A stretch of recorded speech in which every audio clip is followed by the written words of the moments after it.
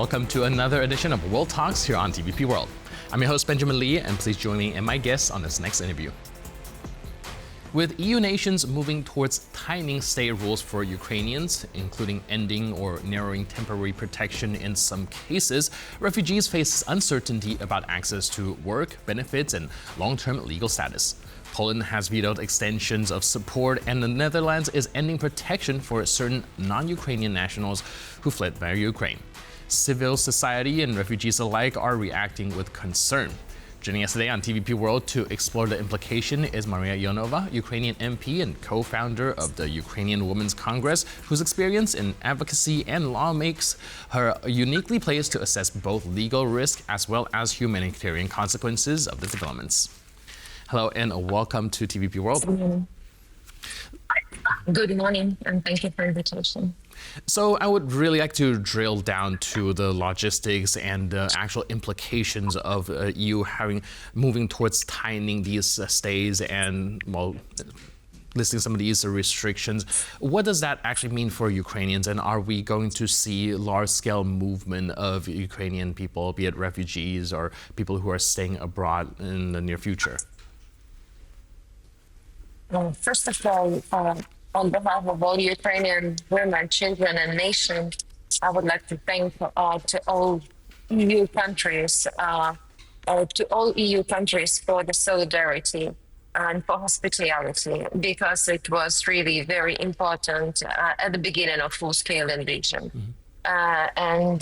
Also, when we are talking about EU and Ukrainians who really need clear and phased, I think, pathways. It's about work, it's about study, it's about family and special protection, really for vulnerable groups and people. So rather than, I think, quick, such emotional decisions that push them into irregularity, if I can say. So that is why, of course, we are grateful for unprecedented solidarity at the very beginning, but at the same time, sudden tightening of residence rules creates really legal, as you have mentioned, and humanitarian gaps for people fleeing a war that has not ended. As you know, unfortunately, the missiles attacks every day. And we really urge coordinated and human EU-wide transition arrangements, not such fragmentation by country. And that is why about Ukraine's role, of course, Kyiv capital in Ukraine is ready to co-finance solutions, to take part in decisions and accelerate labor market matching and strengthen returns for those who are ready to return, to come back, and who has where to come back, because, as you know, most of Ukrainians really, their houses have been bombed. And do you really believe that people will start moving back to Ukraine en masse, or is the current situation still very difficult for that to happen? Also, when you mentioned countries, it's like, for example, we're talking about Poland or Netherlands. Decisions in one member state spill over, I think that spill across the Schengen area. And the answer is coordinated EU guardians and funding, especially for border states and municipalities. And that is why Ukraine really is ready to coordinate on return with the interest and responsibility. And again, Europe has carried a huge load, and we really appreciate it.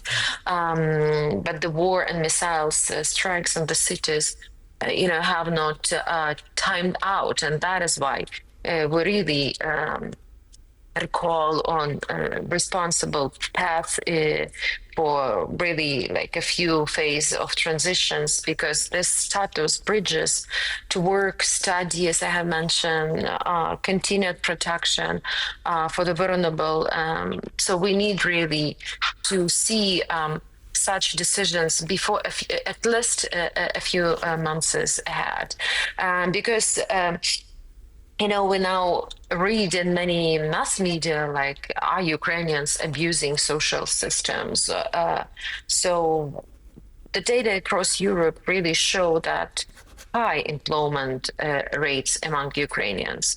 And again, Ukrainians are really hardworking people, and the majority of them realize that they have to find a job and not, to put all the expenses to the government of our partners. That is why our proposal to partners is very simple. So fast track recognition of qualifications, for example, language support and target childcare. So this costs less, than creating such irregularity and pay back their taxes. So I think that voluntary informed returns, yes.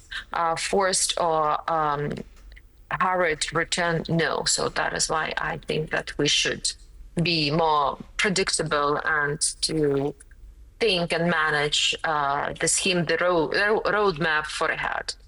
Right, and speaking of predictability, the Ukrainian officials have also said that this administrative strain when it comes to these changes is going to put a strain on the processing capability of the Ukrainian government as well. How substantial is that? Is it going to impact even like the war efforts, so to speak, seeing that there's a lot going into these administrative work? First of all, probably I'll underline three things. It's working on the end of the war and strengthen security guarantees for safer Ukraine. It's a pity also for us as Ukrainians when we see such missiles and drones attack to our Polish friends. And that is why altogether we have to stop Putin in Ukraine. Also, second, my advice is really to speed up consular services. So in the EU and really expand reintegration packages. So it's like job placement, schooling, continuity, housing grants for voluntary returnees. So I think that such transition period and roadmap should be, like step by step, not at the same time. I think that it's in both ways for Ukrainians and for Polish nation also, and EU countries will be plus. So I think that such status bridges like 12 to 24 months is from temporary protection to national permits. So there are propositions, and I think that Ukrainian government also has mentioned in negotiation process with such solutions between that countries who has decided, to stop some grants and protections. Right. You also mentioned something earlier that I want to go back to about how, well, in the beginning of the war, there's a lot of support from Poland as well as other European countries, but we're looking at various EU nations now tightening these state rules. Do you think that there's something between this honeymoon phase and nowadays between these European countries, even in Poland, and the dwindling of support? These countries who pledge solidarity for as long as it takes, now it seems that they are less willing to do so. I really would like to ask all our EU friends not to put too much politics and such provocations which Russia Federation they are using it, because now in the threat is our European continent. It's about security, not only in Ukraine.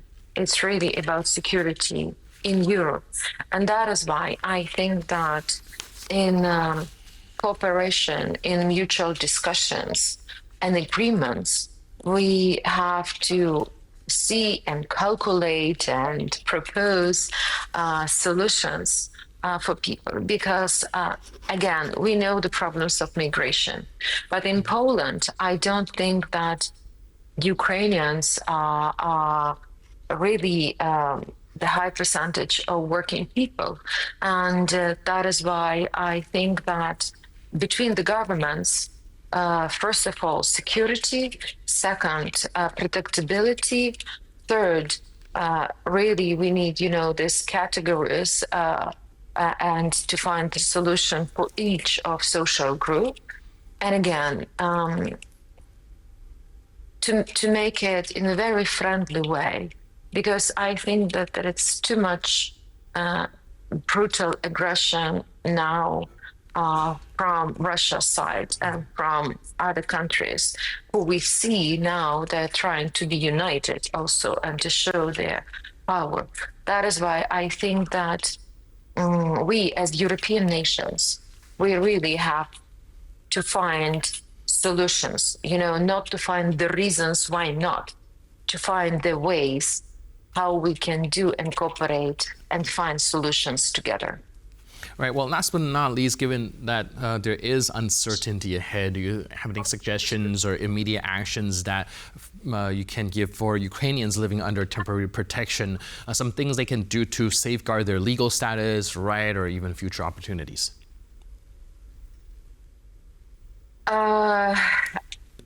I think that EU-wide transition guardians, so national changes don't create legal vacuums.